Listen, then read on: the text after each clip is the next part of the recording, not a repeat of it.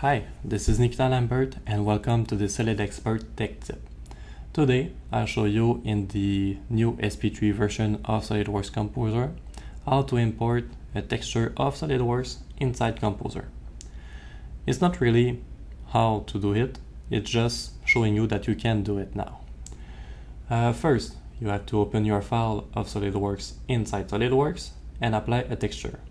In this case, it will be wood. Just like that, select the wood and apply it to your part, save it, and then go inside Composer and convert your file into a Composer SMG file.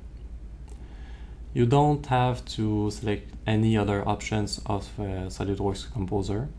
Just import your file the way you did before. There it is. And when the conversion is done, you can see that you have your SolidWorks texture on your parts. There you go. You can see that it's not really the same quality that we can see inside SolidWorks. If you turn on the real view graphics of SolidWorks, you're gonna end up with better results. But still, we can import the texture of SolidWorks inside Composer now. Thank you and have a nice day.